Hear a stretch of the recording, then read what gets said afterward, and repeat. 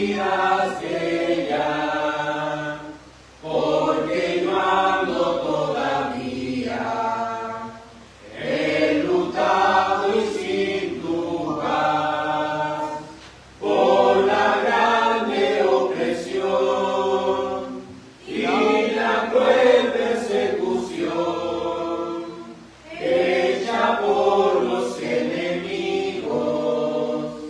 de mi alma adversario. Como quien hiere mis huesos, mis enemigos me están afrentándome y ellos escarneciéndome van, al decirme sin cesar con su burla de maldad, cada día estos impíos, ¿dónde está el Dios tuyo? Porque te abates alma, porque te turbas en mí. Espera a Dios en calma, pues aún he de seguir expresándole el honor y alabarlo en su honor, salvación de mi persona y mi Dios, Dios de mi vida. Amén. Nuestro caminar como cristiano es difícil, muchas veces se torna complejo, pero creemos que el Dios de nuestra vida prestará atención a nuestra alma afligida y nos permitirá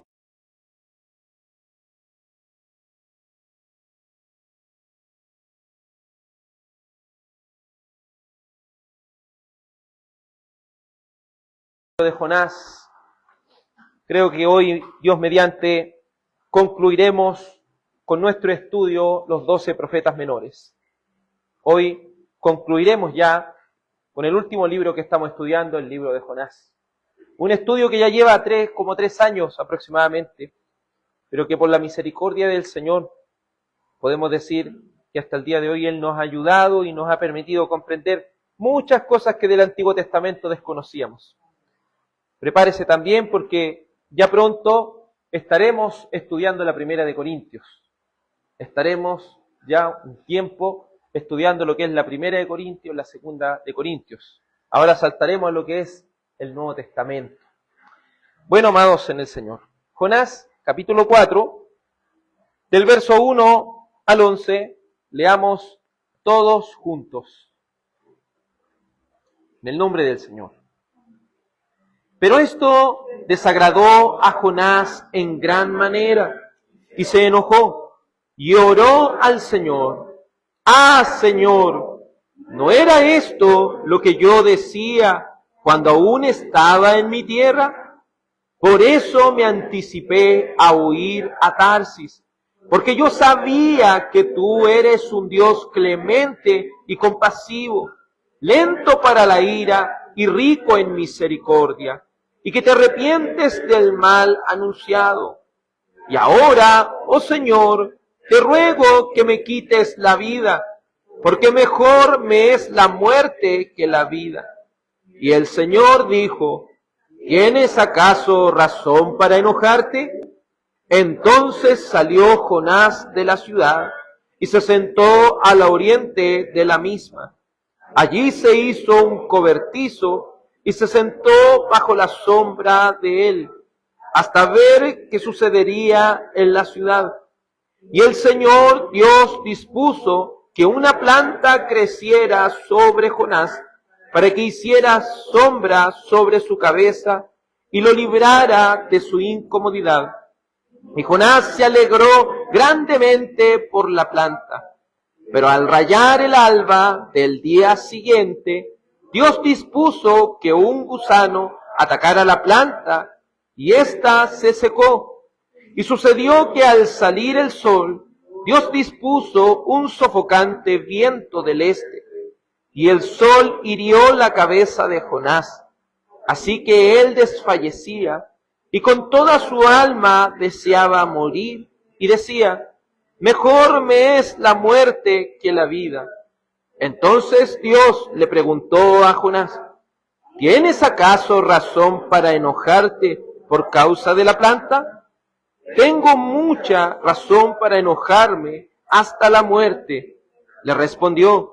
Entonces el Señor le dijo: tú te apiadaste de la planta por la que no trabajaste ni hiciste crecer, que nació en una noche y en una noche pereció.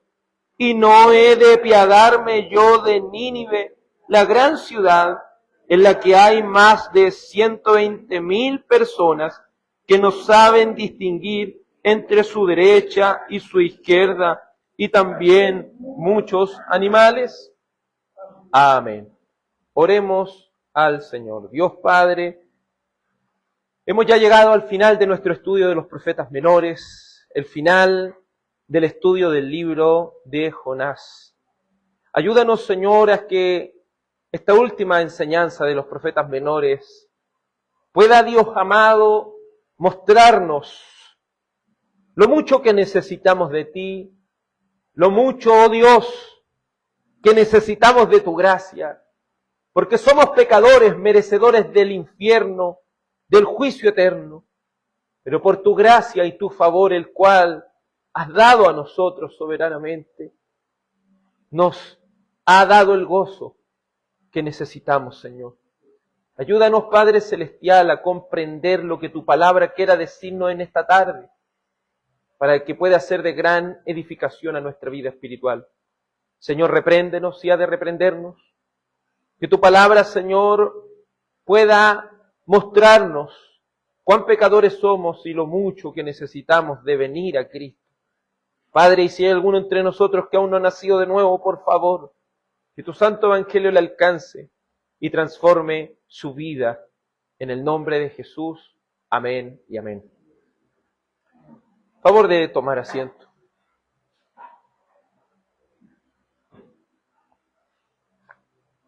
El profeta Jonás es conocido en las Escrituras, como lo hemos dicho, como un siervo de Dios, como un profeta del Señor, cuyo nombre significa paloma, porque es un mensajero de Dios, no solo al pueblo de Israel, sino también un mensajero de Dios a los gentiles.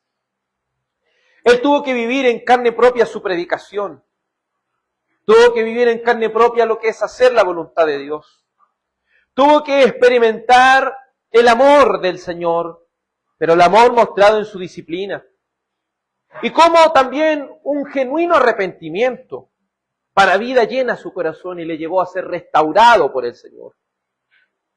Este profeta, hemos dicho, es un tipo de Cristo en su pasión, es un tipo de Cristo en su muerte y resurrección, es un tipo de Cristo en esta gran conversión de gentiles que Él añadiría a este pueblo de Israel. Estos gentiles que serían injertados para pasar a ser un solo pueblo. También hemos visto que Él predicó a unos hostiles y despiadados paganos.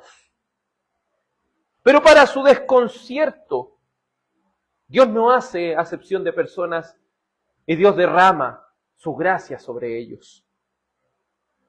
Y esto lo llevó, esta predicación lo llevó a la conversión de esta gente tan hostil. El profeta iba a notificar que Nínive iba a ser destruida y arrasada por la ira de Dios, pero terminó teniendo un efecto contrario. Todo Nínive se convierte al Señor y se humilla todo ser en esa ciudad. Esto llevó a que Jonás sufriera un desconcierto, sufriera dentro de él un dilema tan grande, porque esta conversión provocó en él un gran enojo. Por eso veremos como último capítulo de Jonás, cuando cuesta entender la misericordia de Dios. Jonás nos mostrará que hay veces que nos cuesta comprender la misericordia de Dios. Veremos que el profeta se enoja por la misericordia de Dios. Dios le da un ejemplo a este profeta de lo que es la misericordia y Dios le explica cómo responder ante este dilema de la misericordia del Señor. ¿Por qué decimos que es un dilema? Porque somos pecadores. Como bien el devocional decía, Dios es santo, justo y soberano. Nosotros somos pecadores, merecedores del juicio y del infierno. Pero Dios le place en su corazón salvar a los pecadores por la locura de la predicación, la cual manifiesta que el Hijo de Dios es nuestro único Señor y Salvador. Dios es conocido en las Sagradas Escrituras como un Dios justo, pero a su vez Él es un Dios de misericordia también, y es un Dios de compasión. Es importante que nosotros entendamos una cosa, y siempre le recalcamos también, que Dios es justo, y Él está obligado a hacer justicia, ¿cierto? Porque si Él no hace justicia, Él sería injusto, y si Él sería injusto, ya no sería Dios. Pero hay algo diferente con la misericordia. Él no está obligado a hacer misericordia. La misericordia es un regalo, por lo tanto, proviene del mismo Dios. Dios, por un lado, está obligado a hacer justicia, pero por el otro lado no está obligado a dar misericordia. Como dice Romanos 9, 14 y 15, tendré misericordia de quien yo quiera tener misericordia, y me compadeceré de quien yo quiera compadecerme. Así que no depende ni del que quiere, ni del que corre. Es decir, no depende del que quiere, no depende del que se esfuerza. Depende de Dios, que tiene misericordia. Entonces, ante esto, entendemos también otro punto. Cuando Dios hace justicia, Él a su vez también hace misericordia. No entienda a Dios como que por un lado es justo pero olvida su misericordia, o que por el otro lado hace misericordia y olvida su justicia. No, cuando Dios actúa, actúa con todas sus perfecciones, actúa con todos sus atributos. Es decir, cuando Él aplica su misericordia, Él está aplicando su justicia, está aplicando su santidad, está aplicando su omnisciencia, su inmutabilidad, su omnipotencia. Entonces Él está aplicando todos sus atributos en una acción. Por eso decimos que cuando Dios perdona al pecador, lo perdona a un gran costo. ¿Por qué a un gran costo? Porque para ofrecerle misericordia Él tiene que pagar el precio. Y ese precio lo ha pagado el ser más precioso, Jesucristo, el Hijo de Dios. Por eso el Padre dio lo que más ama, para poder darnos misericordia. ¿Se fija? Ahí podemos ver el amor, podemos ver la misericordia, también podemos ver la justicia, podemos ver la ira de Dios, podemos ver su santidad, podemos ver sus atributos. Pero cuando Dios decide dar misericordia a seres tan malvados como nosotros, crea muchas veces un dilema. Y es el dilema que tenía Jonás. Piense por un momento que Jonás está al tanto de la predicación de Isaías. Predicación y profecía que decía que Dios utilizaría a Asiria, es decir, a Nínive, como báculo de su furor, para traer juicio al pueblo de Jonás. ¿Me entiende? Entonces que Jonás tuviera que ir a predicarle sabiendo que el Señor iba a tener misericordia de ellos, era un dilema para él. Porque Dios va a perdonar a aquellos que más tarde van a matar a su familia, van a matar a sus descendientes y van a destruir por completo a esas 10 tribus de Israel. Entonces entendemos con esto que aquí se genera un dilema. ¿Cómo Dios tiene misericordia de seres tan miserables, de seres tan malvados? Ese desconcierto muchas veces lo encontramos en nuestras conversaciones con nuestros semejantes, que saben que somos cristianos y dicen, ¿cómo Dios puede perdonar a esa gente que está en la cárcel? No sé si se ha fijado. Gente mala, gente asesina, gente que ha hecho los peores crímenes. Gente que ha cometido cosas pero horrendas. Y después se vuelven evangélicos, se fija que ellos dicen y después se vuelven evangélicos. Si bien, como en todo orden de cosas, hay personas que se meten a eso, no porque el Señor lo haya cambiado, sino para esconderse o para hacer menos daño, sí hay personas que son tocadas por el Evangelio. ¿Y cómo nos enfrentaríamos ante ese dilema? ¿Cómo Dios puede perdonar a un ser tan infame, a un ser tan depravado, tan malo, para que sea una nueva criatura? Entonces, Él le iba a predicar juicio. Y como hemos dicho, cuando predicamos el Evangelio partimos por la mala noticia. Y luego terminamos con la buena noticia. Pero Jonás quería quedarse con la mala noticia para aquellos que lo iban a destruir, para aquellos que lo iban a afligir, para aquellos que ya lo afligían ya. Termina hablando solamente de la mala noticia y esto se transforma en una nueva noticia, buena noticia a un nivel monumental, a tal nivel de que todas las personas se convierten al Señor. Pero dice el verso 1 del capítulo 4 de Jonás, pero esto desagradó a Jonás en gran manera y se enojó. Él muestra disconformidad a este Dios clemente. Recordemos, y aquí es importante que nosotros podamos hacer unas distinciones para seguir avanzando. Sé que muchas veces en nuestro entendimiento, a veces clasificamos, está la voluntad decretiva y la voluntad permisiva. ¿Se acuerda cuando hacemos esta distinción? Pero estudiando un poco más a profundidad esto, creo que hay una forma más bíblica de hacer esta distinción. Y es lo que dice Deuteronomio 29:29. Dice de la siguiente manera: las cosas secretas pertenecen al Señor nuestro Dios, pero las cosas reveladas nos pertenecen a nosotros y a nuestros hijos para siempre, a fin de que guardemos todas las palabras de la ley. Creo que una manera más bíblica de decir eso, y creo que deberíamos comenzar a decir, existe la voluntad secreta y la voluntad revelada de Dios, ¿cierto? Es algo más bíblico, es algo más profundo. Quizás decir la voluntad permisiva tendería, ¿cierto?, a algunos desviarse para otro lado, quizás a decir que el hombre en cierto aspecto hace cosas que no están controladas por Dios. Entonces, en ese aspecto, mejor que decir la voluntad permisiva, mejor es decir la voluntad secreta de Dios. Porque hay una voluntad de Dios que es secreta y que nosotros no podemos conocer. Por más que nos pelemos la rodilla orando, por más que pidamos respuesta, el Señor no nos va a decir el por qué. ¿Entiende? Entonces eso le llamamos voluntad secreta de Dios. Y la voluntad revelada es la que ella nos muestra claramente en la palabra. Y debemos decir que la voluntad revelada para Jonás era tan clara que él pudo decir en el verso 2, ¿no era esto lo que yo decía cuando estaba aún en mi tierra?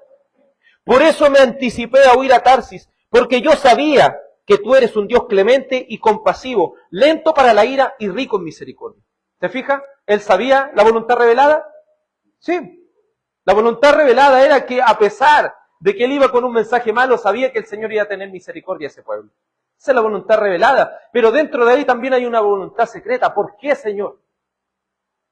Si me pudiste enviar a otro pueblo, me pudiste enviar al pueblo de Israel, me pudiste enviar a otro, pero me envía a la nación que nos va a destruir, me envía a la nación que nos está causando daño, nos envía y me enojo, Señor. ¿Se fija? Señor, prefiero morirme antes que esté pasando esto. Entonces eso le llamamos voluntad secreta, porque él, por más que quisiera y se quiebra la cabeza pensando por qué el Señor quiere perdonar a Nínive, no haya respuesta. Y eso genera en él un dilema, una disconformidad, una pelea psicológica dentro de él. ¿Por qué? ¿Te fijas? Como ser humano siempre queremos tener todas las respuestas. Pero hay una voluntad secreta. Y esa voluntad, por más que queramos, dice nuevamente, las cosas secretas pertenecen al Señor. Y las reveladas nos pertenecen a nosotros, a nuestros hijos. Entonces, entendiendo esto, podemos seguir avanzando y decir, ¿debemos cuestionar la voluntad secreta de Dios? ¿Debemos acaso mostrarnos desconformes con lo que Él desea hacer con nuestros enemigos? ¿Debemos estar desconformes? Si hay algo que nunca debemos olvidar, amados hermanos, y lo que Jonás tampoco debía olvidar, es lo que dice Romanos 8:28. Y sabemos que a los que aman a Dios, todas las cosas cooperan para bien. Esto es para los que son llamados conforme a su propósito. Jonás no entiende por qué Dios va a derramar su misericordia sobre sus peores enemigos.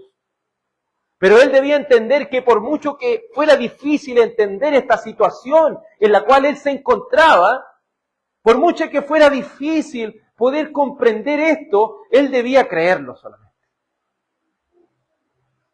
Él debía comprender que esto de alguna forma cooperaría para su bien. Debía comprender con esto de que los caminos del Señor muchas veces son insondables, como dice Romanos 11:32 al 36, es decir, a veces los caminos del Señor son tan profundos, son tan insondables, son inescrutables, es decir, no se pueden contar, no se puede conocer la profundidad de ellos, porque ¿quién ha conocido la mente del Señor? ¿O quién llegó a ser su consejero? ¿O quién le ha dado a Él primero para que tenga que recompensar? Entendamos una cosa, amados hermanos, antes de enojarnos como Jonás, porque de Él y por Él y para Él son todas las cosas. A Él sea la gloria para siempre. Amén. Antes de preguntarnos por qué, por ejemplo, lo que le está pasando a Jonás, ¿por qué derrama misericordia sobre estos hostiles, sobre estos enemigos? Antes de preguntarse el por qué, debemos entender que de Él, por Él y para Él son todas las cosas. Aún tu propia vida, hermano, le pertenece al Señor. Y si estás pasando ciertas situaciones en tu vida, Dios las ha permitido. Y Dios así lo ha querido. Por mucho que quieras buscar respuestas, entiende, hay cosas que son secretas y que tú no las vas a saber. Por mucho que te enojes, por mucho que lamentes, por mucho que llores, muchas veces Dios no te va a dar la respuesta. Pero una cosa tienes que tener seguro. Si Él lo ha permitido, Él quiere lo mejor para mí. ¿Entiendes? Aunque yo no lo pueda entender. Todo va a cooperar en bien, aunque yo no lo pueda entender.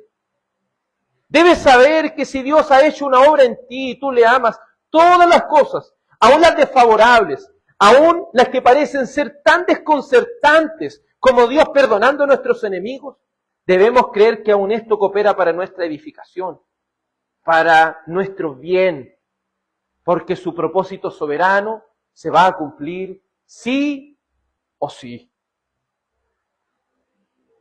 Pero aquí viene un sentimiento humano, porque no podemos elevar a Jonás a un nivel de un Dios. Él es un ser humano, él es un pecador redimido, y hay cosas que no entiende, y hay cosas que le desconciertan y le llevan a orar con enojo, ¿se fijan? Aquí hay un enojo. Dice, pero esto desagradó a Jonás en gran manera, ¿y qué hizo? Y se enojó. Y cuando se enojó, ¿qué es lo que hizo? Y oró al Señor. A veces no le ha tocado orar con enojo, con tristeza, no le ha tocado orar de esa forma. Él dice en una forma de oración, pero una forma de reclamar, ¡ah, Señor! Es como decir, ¡oh Dios del pacto, Señor! ¿No era esto lo que yo decía cuando estaba en mi tierra? Por eso me anticipé a huir a Tarsis, porque yo sabía que tú eres un Dios clemente y compasivo, lento para la ira y rico en misericordia, y que te arrepientes del mal anunciado. Y dice en el verso 3, y ahora, oh Señor, te ruego que me quites la vida, porque mejor me es la muerte que la vida. Mira lo que lo lleva su lucha dentro de sí. Bueno, aquí hay un sinnúmero de aristas que uno podría ir abriendo y entendiendo. Esto es semejante, pero obviamente en este sentido Jonás lo hace con su humanidad, por su pecaminosa, ese dolor que tiene hacia esto que está pasando. Pero el Señor Jesucristo lo hace de una manera santa cuando Él está sobre Jerusalén y dice, Jerusalén, Jerusalén, que matas a tus profetas y apedreas a los que te son enviadas. ¿Cuántas veces los quise juntar como la gallina junta sus polluelos? Pero no quisiste. Entonces podía Cristo con esa lamentación ver que Jerusalén, el Señor había tenido tanta misericordia de ellos, pero el Señor iba a tener ahora misericordia de los gentiles y este pueblo iba a recibir un juicio tan grande. También de manera renovada pudo tener este sentimiento el apóstol Pablo cuando decía: yo desearía ser anatema antes que mis hermanos padezcan todas estas cosas mal. ¿Te fijas? Entonces este sentimiento dentro de sí, es importante que oremos al Señor, es importante que nosotros podamos dejar nuestras cargas ante el Señor. Él irá de alguna manera mostrando, nos confrontará si estamos diciendo las cosas con pecado. De alguna forma el Señor nos va a disciplinar, pero sí hay algo que estamos seguros, es que Él nos va a escuchar. Él desea morirse. Este desconcierto de no poder entender la voluntad secreta de Dios le estaba llevando a desear la misma muerte. Imagínense a qué profundidad uno pudiera llegar en querer conocer una respuesta, en querer buscarle algo a este asunto, a esta situación. Él desea la muerte. Recordemos que él ya había pasado por esta situación anteriormente. Él le vio la cara a la muerte. Él experimentó esa muerte en ese pez. Pero él preferiría 1000 veces estar en ese pez, sufriendo, que vivir la conversión de sus enemigos. ¿Te fijas el dilema que hay en él? Él prefiere lo peor antes que Dios mostrara misericordia ante los enemigos.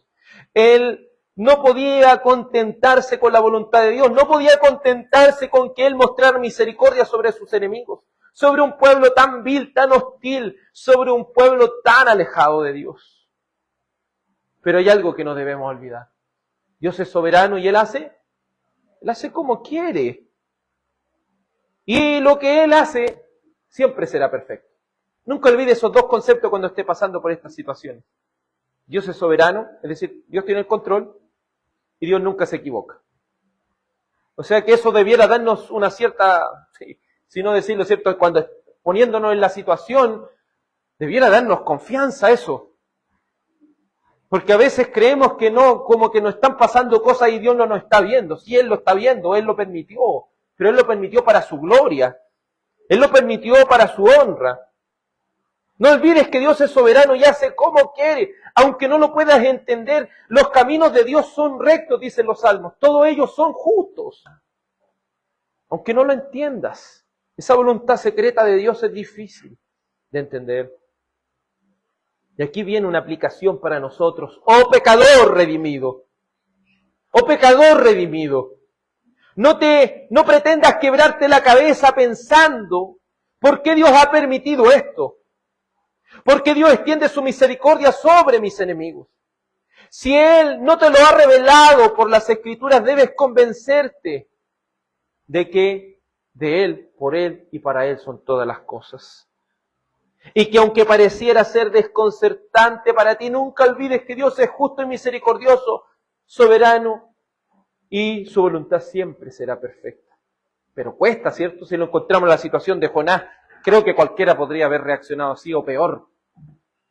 Porque es una situación difícil. Porque somos pecadores redimidos y nuestro pecado muchas veces nos impide confiar en Dios.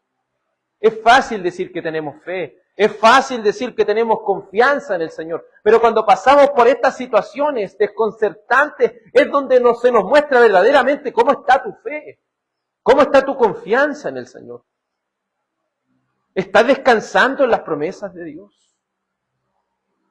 Dios le dará a este hombre llamado Jonás un ejemplo de lo que significa la misericordia.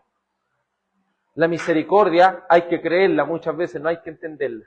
¿Entiendes? Si nos ponemos a entender por qué la misericordia, imagínense, algunos pecadores han llegado a la conclusión de que el Señor los salvó porque eran mejores que otros pecadores. La basura entre la basura es lo mismo, ¿entiendes, no? Es lo mismo.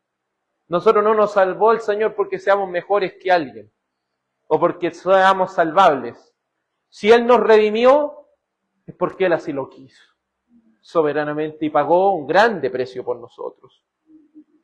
Dios le da un ejemplo de misericordia, no para que Él le sea revelada el porqué, sino para que Él descanse en entender que Dios hace como quiere y siempre va a hacer las cosas perfectas aunque no la entendamos.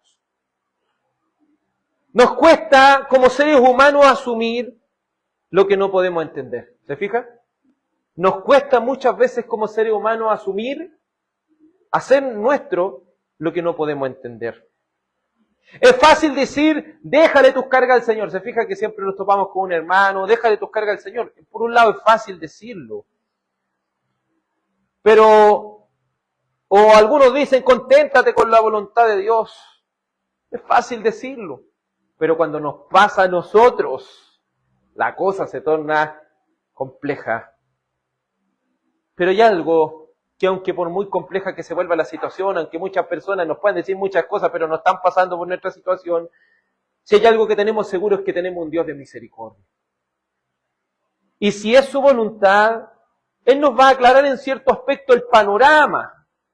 A veces por medio de ejemplos, como le digo, no para que entendamos profundamente lo insondable, porque eso es imposible, pero sí para que confiemos. Sí lo suficiente para nuestra fe, para confiar. Mire cómo le muestra este ejemplo a este hombre.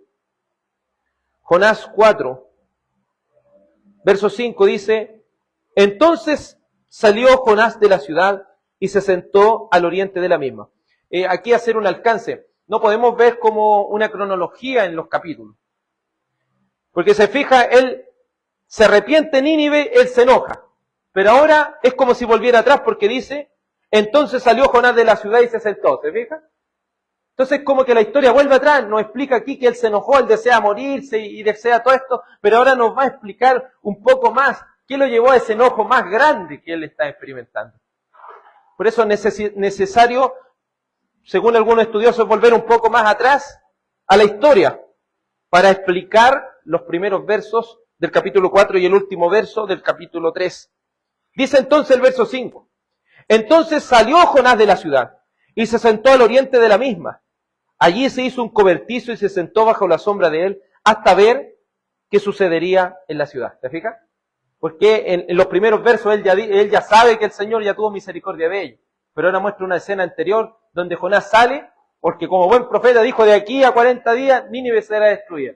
Predicó y él dijo, ahora voy a ir al cerrito allí, voy a ir al oriente, voy a ir a esa parte de la ciudad, me voy a sentar aquí y voy a esperar que mi profecía se cumpla. ¿Se fija?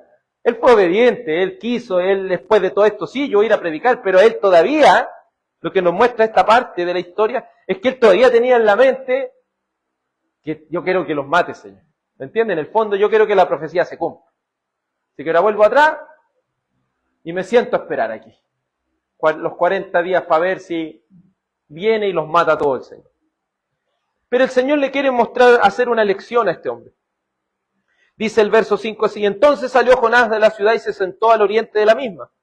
Allí se hizo un cobertizo y se sentó bajo la sombra de él, hasta ver qué sucedería en la ciudad. Y el Señor Dios dispuso que una planta creciera sobre Jonás para que hiciera sombra sobre su cabeza y lo librara de su incomodidad. Y Jonás se alegró grandemente por la planta. Pero al rayar el alba del día siguiente, Dios dispuso que un gusano atacara la planta y ésta se secó. Y sucedió que al salir el sol, Dios dispuso un sofocante viento del este, y el sol hirió la cabeza de Jonás, así que él desfallecía, y con toda su alma deseaba morir y decía, mejor me es la muerte que la vida. ¿Se fija? Ahora volvemos al por qué él estaba más enojado todavía. Porque él está esperando que su profecía se cumpliera y no se cumplió. Y más de todo esto, porque una vez, hermano, se pone místico. Cuando está pasándose por situaciones, como quiere respuesta rápida, se pone místico. ¿A qué me refiero místico? La palabra de Dios dice una cosa. Por ejemplo, que debemos esperar en Él y Él hará. El Salmo 37. Espera en Él y Él, confía en Él y Él hará. Eso no dice, pero confiar no sabemos cuánto. Podemos confiar 1 año, 2 años, 3 años, 20 años, no sabemos de acuerdo a la voluntad del Señor. Pero cuando nos ponemos místicos empezamos a ver señales. Piense Jonás está esperando, se hace un cobertizo, empieza ahí un poco el calor, y justito viene una planta creciendo, que lo cubre del calor. Él le está diciendo aquí, son todas las señales para que yo espere este juicio, para que yo espere, estas son señales que estoy recibiendo. ¿Te fijas? ¿Y él cómo se siente? Alegre. Alegre por esa plantita, se siente muy alegre. ¿Pero qué hace el Señor? Manda un gusanito. Porque él mismo la hizo crecer, pero él mismo tiene el poder para que se muera. Entonces le manda ese gusanito y el gusanito hace que se pudra esa hoja, zapallo, podemos decir, por una forma de decirlo, porque no es claro ahí que lo que es. Se seca y más encima el Señor envía un viento y ese es un calor sofocante que le quema aquí la cabeza. Entonces, ahí entendemos por qué él está tan enojado, ¿entiendes? No se está cumpliendo lo que está pasando. Lo que él quiere, y más encima hay una frustración porque lo único que él tenía favorable se muere. ¿Entienden? A veces pasa con eso, empezamos a hacer caso a cosas místicas y no a la palabra del Señor y de repente recibimos un golpe pero fuertísimo. Un golpe que nos dice, vuelve a la palabra de Dios y eso es lo único que tienes. Jonás sigue sin entender la misericordia de Dios. Y de todo corazón espera que acontezca lo que él desea, la destrucción de sus enemigos. Se niega a aceptar la voluntad de Dios en este asunto. Pero un ejemplo tan práctico, tan claro, le llevaría a someterse y cerrar su boca y asumir la voluntad misericordiosa de Dios, aunque él no lo pueda entender. Jonás, en número 1, espera la destrucción de Nínive. Número 2, Dios dispone que creciera una planta para cubrirlo del sol. 3, Jonás se alegra. 4, Dios dispone un gusano para que mate a la planta. Y 5, envía un sofocante viento y un sol que le hiere la cabeza. Esto nos hace preguntarnos, ¿hasta dónde puede llevarnos nuestra soberbia? ¿Hasta dónde nos puede llevar el demandar conocer la voluntad secreta de Dios? ¿Te fijas hasta qué límites nos lleva nuestro pecado? ¿Hasta qué límites podemos ser llevados? ¿Hasta dónde podría llevarnos el no contentarnos de que Dios derrame su misericordia sobre nuestros enemigos? ¿Te fijas? El no estar conformes con lo que estamos pasando. ¿Hasta qué límite nos puede llevar? Tenemos que tener en cuenta una cosa. La planta es un organismo vivo creado por Dios, la cual, según la voluntad de Él, produce bien a los demás. ¿Cierto? En este caso, es una plantita, un organismo viviente, creado por Dios, que produjo un bien en Jonás. Dice, y esto le trae alegría al corazón, o de quien la experimenta. Pero si muere por algo que Dios ha permitido que suceda, ¿cómo deberíamos reaccionar? ¿Deberíamos haber deseado la misericordia para ese organismo solo porque nos estaba produciendo bien? ¿No sería este deseo una excusa de nuestro egoísmo y individualismo? Ahora le explico más detenidamente. Jonás tuvo misericordia de esa plantita, ¿cierto? Porque él no deseaba la muerte de esa plantita, pero él deseaba la misericordia para ese organismo vivo solo porque le estaba produciendo un bien. ¿Te fijas? Entonces su misericordia se estaba inclinando hacia su conveniencia. Él quería misericordia de esa planta, pero solo porque esa planta le estaba haciendo bien. Pero Dios le quiere enseñar que cuando Él aplica su misericordia, no la aplica de esa forma. Dios no aplica su misericordia a los que le hacen el bien. ¿Entiendes? Porque cada uno de nosotros, de los que estamos aquí, cada uno de los miembros de la iglesia, cada uno de los aspirantes a miembros, entiende una cosa. Todos le hemos fallado al Señor. Y todos tenemos yayitas bastante grandes que nos hacen merecer el infierno.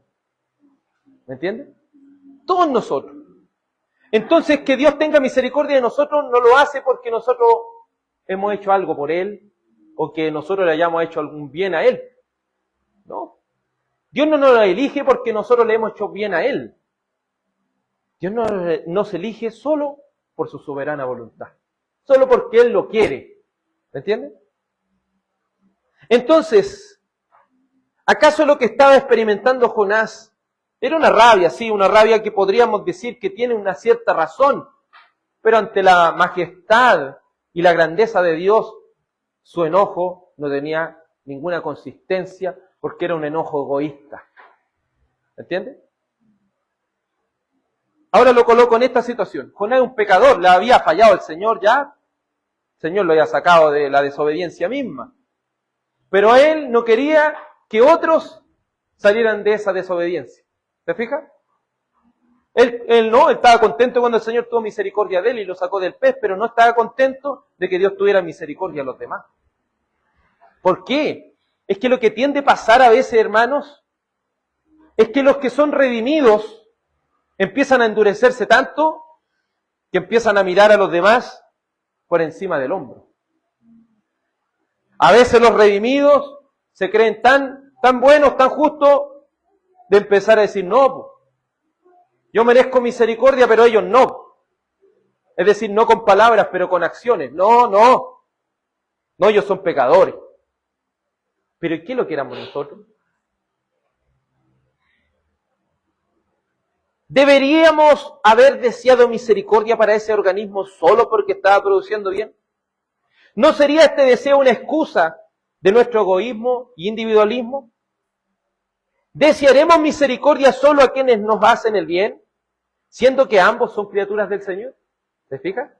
Ambos son criaturas del Señor. Tanto los seres vivos como aquí se nombran las plantas, y se fijó, las plantas, los animales y los seres humanos. Como en una escala. En escala, si lo podemos decir, no valen lo mismo. Un ser humano fue creado a imagen de Dios. Un animal vale más que una planta. ¿Se fija en nivel? Pero él prefiere tener misericordia de una planta, pero no de un ser humano creado a la imagen de Dios. ¿Me entiende, no? Hermano, entiende, todavía el juicio no ha venido. A veces tratamos a las personas como que ya están enjuiciadas, ya están condenadas. No, hermano. Tengamos compasión de ellos. Ellos están muertos en sus delitos y pecados y no pueden entender. Es que se ha fijado, hermano, cuando conversamos con alguien, para nosotros parece ser algo claro. Pero ¿sabe por qué es claro? Porque hemos nacido de nuevo, pero ellos no. Entonces no creamos que la otra persona tiene que entender exactamente lo que nosotros entendemos, porque nosotros estamos vivos y ellos están muertos. ¿Entiendes? Y el único que les puede dar vida, ¿quién es? El Señor. ¿Qué debiéramos estar haciendo? Mirarlos con compasión. ¿Entiendes? Mirarlos con compasión, porque si no somos un Jonás. Estamos tomando la misma actitud y hemos tomado esa actitud muchas veces de egoísmo, de individualismo. ¿Desearemos misericordia solo a quienes nos hacen el bien, siendo que ambos son criaturas del Señor? El principio bíblico no es así. Debemos someternos a lo que Dios quiere, aunque no lo entendamos, y mostrar misericordia y desearla aún sobre aquellos que nos hacen el mal. Lucas 6:36 dice así: sean ustedes misericordiosos, así como vuestro Padre es misericordioso. ¿Y cómo es misericordioso el Señor si somos tan malos, hermano? Y Él sigue teniendo misericordia de nosotros, sigue teniendo misericordia ahora de las personas que hoy en día, el día del Señor, la mayoría de este mundo no está sirviéndole. Y ya está quebrantando su ley, ¿se fija? Está quebrantando este mandamiento. Pero el Señor aún así les da sol, les da comida, les da un trabajo, ¿entiendes? Permite que su hijo esté sanito. Entonces, gente que tanto mal le hace al Señor, que blasfema contra el Señor igual extiende su providencia común, su gracia común. Entonces, si nosotros somos cristianos y somos hijos de Dios, ¿qué debemos hacer? Tomar la misma actitud. Seamos misericordiosos, así como el Señor es misericordioso. Oh pecador redimido, no pretendas creerte tan justo que cierras el reino de los cielos a los que están muertos en delito y pecado. Por eso, hermano, no te creas tan justo, porque a veces nos podemos volver un fariseo. No nos creamos tan justos. A tal punto que cerramos el reino de los cielos a los que están muertos en delito y pecado. Si ellos están muertos, no pueden entender, entienda eso. Solamente el Espíritu Santo puede hacer que ellos entiendan. Oh pecador redimido, no pretendas creerte tan justo que cierras el reino de los cielos a los que están muertos en delitos y pecados. No te creas tan justo el decir, yo ya le hablé, yo ya le dije. merece el infierno por su desprecio. Recuerda que en otro tiempo tú eras enemigo de Dios, y así como Él te perdonó solo por gracia, también puedes perdonar a aquellos que no tienen un deseo por Cristo como tú. Si hay alguien que no tiene un deseo por Cristo como tú, no andes condenándolo. ¿Me entiendes? No condenemos a la gente. ¿A qué me refiero condenar? No los mandemos al infierno ahora, están en el infierno ahora, no. Mientras hay vida, hay esperanza, nunca olvidemos ese concepto. No digamos en nuestra mente, es que yo ya le dije, no. No nos cansemos. Mirémoslos con compasión, mirémoslos con amor. Obviamente poniendo las cartas sobre la mesa, si eso es claro. Mala noticia, buena noticia. Pero eso no quiere decir que nosotros ya los descartamos en la salvación. Recuerde que en Hechos 9, Dios trajo a sus caminos a un perseguidor de la iglesia, a Saulo de Tarso. Dios le dijo a Ananías que fuera a orar por él, pero éste temía, diciendo, ¿cómo Dios llamaría instrumento a una persona que mataba a cristianos?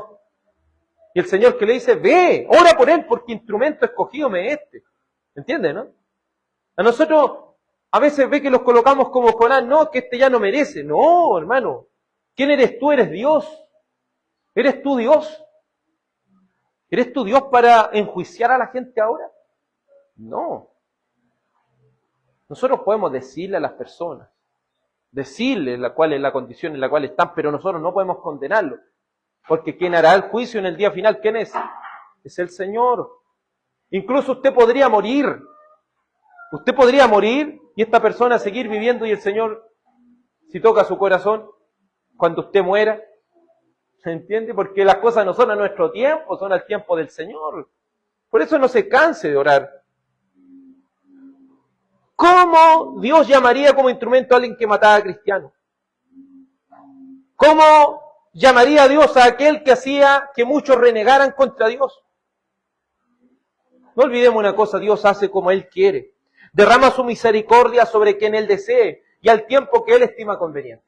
No es a tu tiempo, no es a tu tiempo, es al tiempo del Señor que Él traerá a los pecadores al arrepentimiento. No limites la misericordia del Señor a causa de tu egoísmo e individualismo. Pero Jonás, ¿entendía o no? No entendía esto todavía. Porque él decía y él deseaba la muerte. Y dice en el verso 9, después de desear la muerte, entonces Dios le preguntó a Jonás, ¿tienes acaso razón para enojarte por causa de la planta? ¿Sí crees que tienes razón porque está haciendo esto? Y el que dice, tengo, y aquí hay una palabra como que aquí fuerza, se fija el traductor de, como que fuerza, carga las palabras, y dice, tengo mucha razón para enojarme hasta la muerte. Me fija su enojo, está orándole al Señor y él está ahí gritando. Está diciendo, no, yo tengo razón para estar enojado. Y es aquí donde Dios le explica cómo debemos responder a su misericordia. Verso 10 al 11. Dios no le explica la razón de por qué derrama su misericordia. Ojo, Él no va a decir, yo salvé a Nínive porque, no sé, alguna situación. No, Él no dice eso.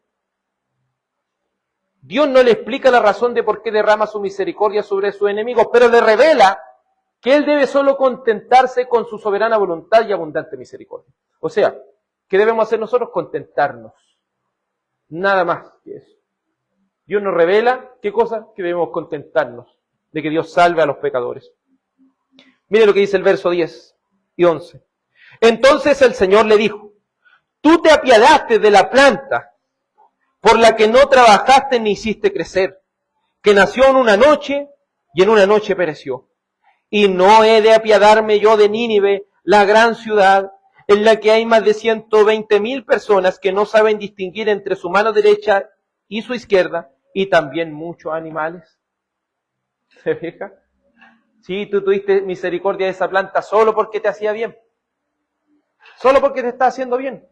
¿Y acaso yo no he de apiadarme, dice el Señor, de 120,000 personas que no saben distinguir entre su mano derecha y su mano izquierda y muchos animales? ¿Acaso yo no voy a tener misericordia de estos seres vivos que son más grandes en importancia que una planta? ¿Se fija? La confrontación, cómo el Señor lo deja calladito ahí. Dios, de la manera más clara y precisa y concisa, con este ejemplo tan básico y cotidiano, le muestra que en su corazón corrupto, el cual es egoísta e individualista, no le deja contentarse con la misericordia de Dios derramada sobre los pecadores.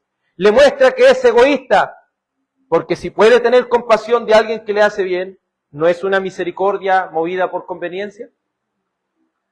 Es individualista porque cree que sus argumentos son tan sólidos que incluso manifiestan que Dios está equivocado en su secreta voluntad de hacer misericordia sobre los pecadores, imagínense. Nuestro egoísmo, nuestro individualismo, nuestro mirar lo que yo estoy pasando y no mirar nada alrededor, el creer que yo soy el centro del mundo, lo que está haciendo es creer que Dios está equivocado. Dios nunca se equivoca, hermano. Si estamos pasando por lo que estamos pasando, Dios lo quiere hacer. Y no busque explicación. Solo conténtese que el Señor algo bueno está haciendo. ¿Fácil decirlo? Sí. ¿Difícil aplicarlo? Sí. Pero ¿qué opción tenemos? Entre más nos enojemos, más porrazo nos va a poner el Señor. Y si nos dejamos ahí quietitos, como decía el hermano Manuel, esperando en el Señor, creo que vamos a tener un mejor fin. ¿Cuán engañoso es nuestro corazón? Muchas veces lo que puede parecer justicia no es nada más que una motivación egoísta y individualista. Ojo, a veces creemos que estamos actuando con justicia, ¿no? Yo estoy aplicando la justicia de Dios. Tenga cuidado, porque la justicia es para acá también, ¿me entiendes, no? Si yo aplico justicia, la justicia también viene para mí. Por eso la justicia, ¿a quién hay que dejársela? Al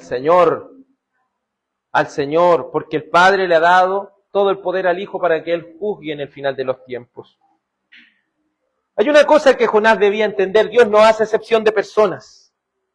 Job 34, 16 al 19 dice: pero si tienes inteligencia, oye esto, escucha la voz de mis palabras. ¿Gobernará el que aborrece la justicia? ¿Y condenarás al justo poderoso que dice a un rey indigno y a los nobles perversos?